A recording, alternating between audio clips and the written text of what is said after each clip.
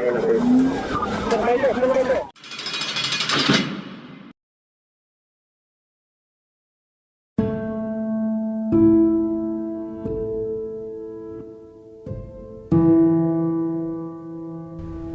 welcome back to another episode of The Fallen Badge. Today, the murder of Officer Jeremy LaBonte, Roswell Police Department, Georgia. Officer LaBonte was 24 years old. He had a little over 3 years with the Roswell Police Department. Now, he was married. His mom and daddy were still alive. Had 2 sisters. Nephew and his grandparents were still alive. Young man. It's February the 7th, 2025. Roswell Police Department, they get a call of a suspicious person at a shopping center, 1425 Market Boulevard. It's about 7:15 in the evening. According to the resource material, the suspect's in that parking lot, and he goes into the Ace Pickleball Club. Now, allegedly, he drew a gun inside of there. Resource material says that a woman inside convinced him to leave. Now, I don't know if this information that the suspect was armed, if that ever got to the police or not. That would be something that you would think would be very important for the police to know, that the suspect is armed with a pistol. So the officers are pulling to the scene. Now, I don't know how many officers actually were making this call. Departments are different. In Memphis, that's any call where the suspect may be on the scene, that's 2 officers minimum. I don't know what Roswell did. I do know that Officer LaBonte, he made the scene. Now, the suspect had went into a nearby Publix grocery store, and he came out of there, and he's in the parking lot.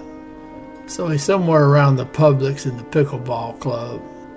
Now, Officer LaBonte, there's just a short little clip of footage that came from resource material that shows Officer LaBonte getting out of his squad car and approaching the suspect. Now, they had a conversation for a few seconds, according to the resource material, and then the suspect pulled out a gun and shot Officer LaBonte.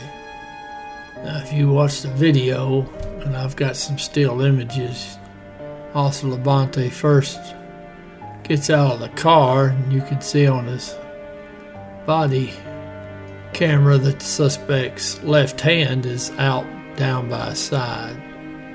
And as the officer and the suspect are approaching each other, you see the suspect's hand start to move up, and then you see it disappear into his pocket.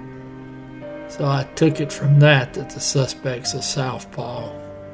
Now, after the suspect had fired the first 2 shots and put Officer LaBonte down on the ground, the suspect walked around Officer LaBonte, leaned over him, and fired more than a dozen shots into the body of the officer.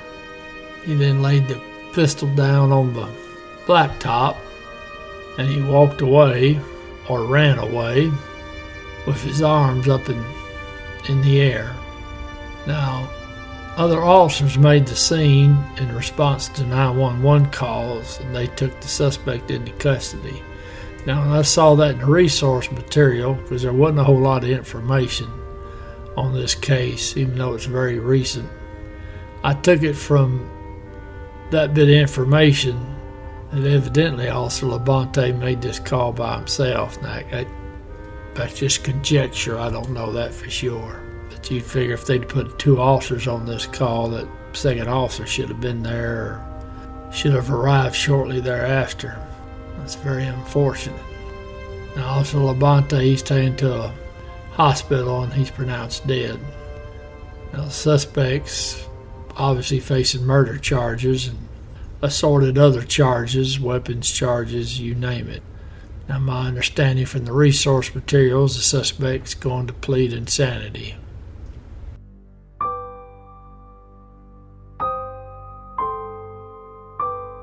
Officer Jeremy R. LaBonte. End of watch, February 7th, 2025.